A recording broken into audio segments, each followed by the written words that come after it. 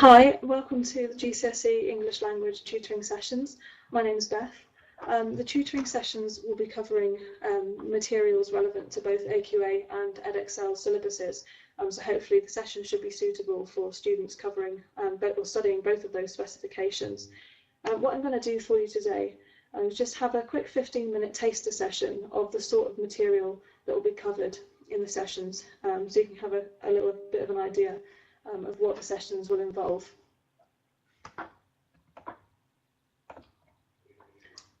Okay, so here we've got the units that are covered by each syllabus, and there is quite a bit of overlap, which is good when we study material it's likely to be relevant to all students. Unit 1, AQA, Understanding and Producing Non-Fiction Texts, and Unit 1 in Edexcel, English Today. What I'll be covering today is relevant to those two units. There's quite a bit of crossover in the content with the two units. And then we've also got Speaking and Listening, The Writer's Voice, Understanding Spoken and Written Text and Writing Creatively, and Spoken Language. These are units that will be covered during further sessions. Okay, we'll just get the next slide up.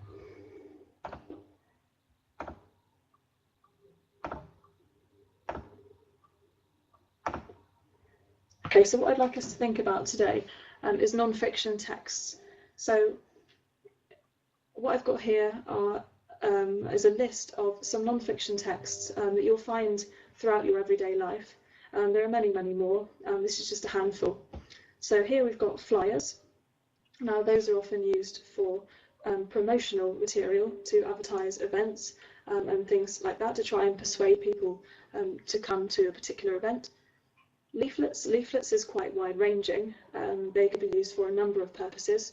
You might see them in medical centres offering information on certain medicine or medical procedures for use by patients. You might see them in museums or other places of historical interest to give information, also to advertise. And they may also be used for persuasion. If you think about political party leaflets, they might be trying to persuade their electorate to vote in a certain way.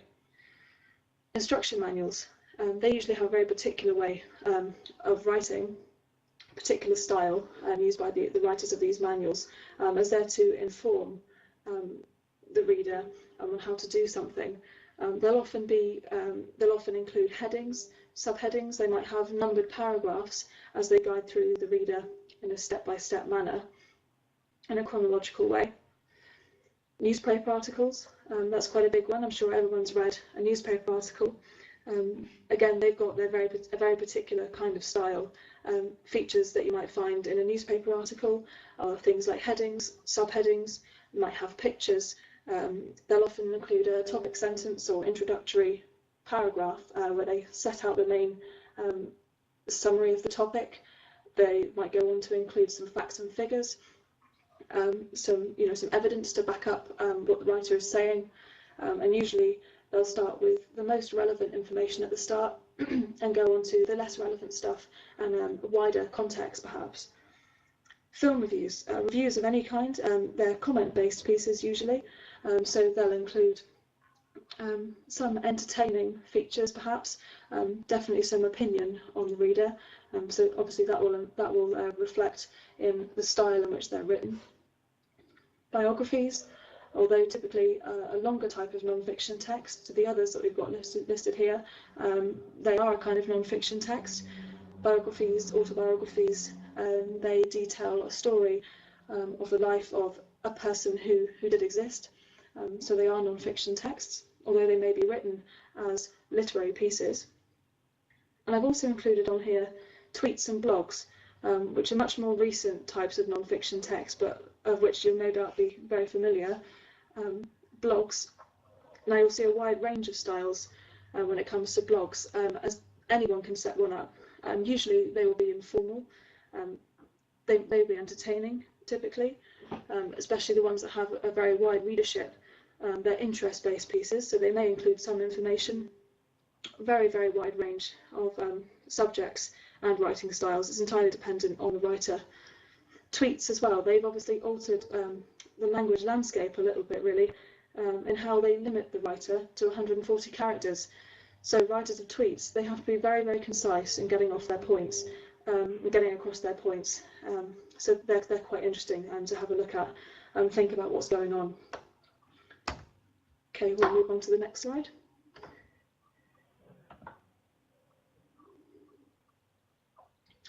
Now what I've got here are some key things to think about, both when you're reading non-fiction texts and when you're writing them. The first one is genre. Now, what do I mean by genre?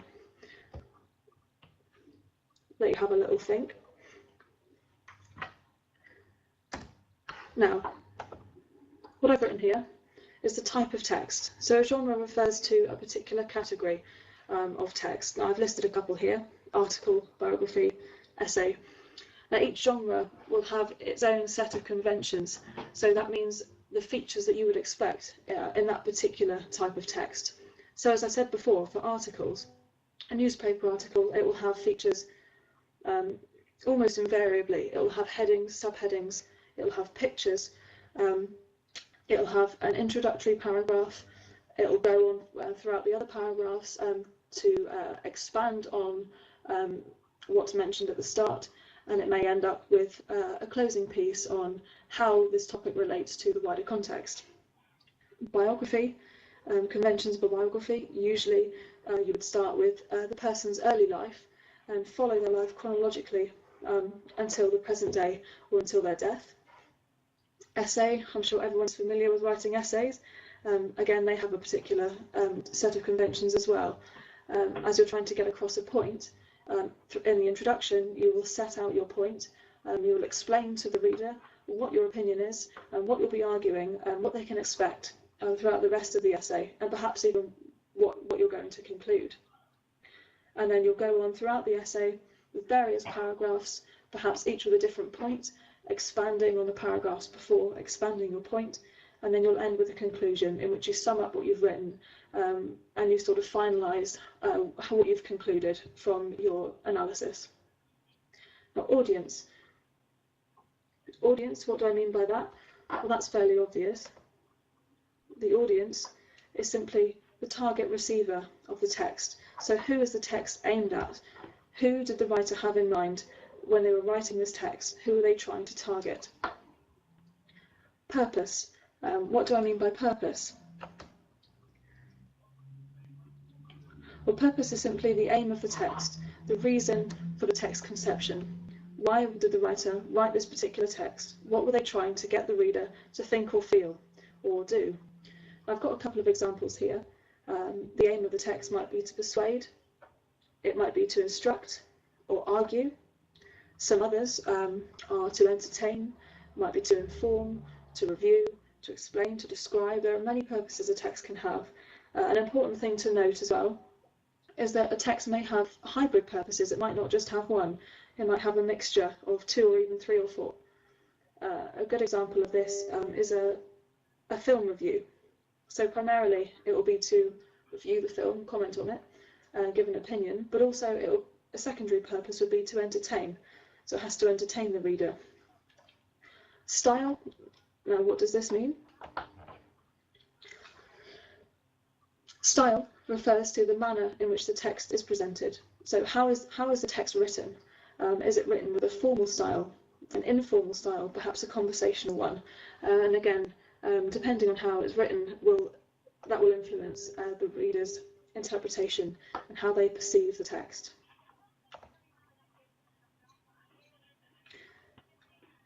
So what we're going to do now is to think about how writers convey the purpose of texts through language and presentation. Now, to do that, we're going to have a look at a particular type of non-fiction text, which I've mentioned already. We're going to have a look at flyers, and in particular, we're going to look at a flyer from the National Trust and see what's going on in this text. So I'll just read it through quickly. Mud, mud, glorious mud. Tick off one of your 50 things to do before you're 11 3/4. Wellies are essential for the messy adventure. Join the ranger for some mud pie making fun and games. Be prepared to get very grubby indeed. Now what I've got down the side here are the things that I've already mentioned: genre, audience, purpose and style. And what I'm going to do now is just have a quick think about applying each of these to this text. So what genre of text is it? Well, I've already said it's a flyer. Okay, and in terms of the audience, what clues are there in the text as to who it's aimed at? We can have a look at the evidence, have a look at this paragraph here, and there are clues in there as to who this text is aimed at. Tick off one of your 50 things to do before your 11 3/4. So before your 11 3/4 indicates that this text is aimed at people under the age of 11 3/4. So it's aimed at children. Secondarily, it might also be aimed at the parents of the children wishing to go on this trip or on this event, as children of that age are unlikely to go on their own. So in terms of purpose then, we have hinted at it already. What is this text trying to do? Well, it's trying to persuade children to go on this trip. And also, more generally, perhaps to advertise this event to the children. But it's trying to get children to want to go on this event. Style, the last one on the list here. And we're going to have a little bit more of a look at style in a moment. But what I've got here are three other things to think about as we analyse it. So we've got graphology. Now, if anyone knows what graphology means, if you don't know, I'll explain to you. Graphology is another term for presentation. So it's how a text is presented on the page, the layout of the text. So that will include things like colours, pictures, font colour, font size, font type, paragraphing, spacing between paragraphs, that sort of thing. Everything to do with how a text looks. Lexical choices. Now, what do I mean by that? Well, lexical is related to the word lexeme, which is basically a posh term. So lexical means of words. So this lexical choices is just basically the words that the word choices that the writer has made. Why have they chosen to use specific words in this text? Sentence types. Are the sentences in the text simple? Are they compound? Are they complex? Again, that relates to the style. And why?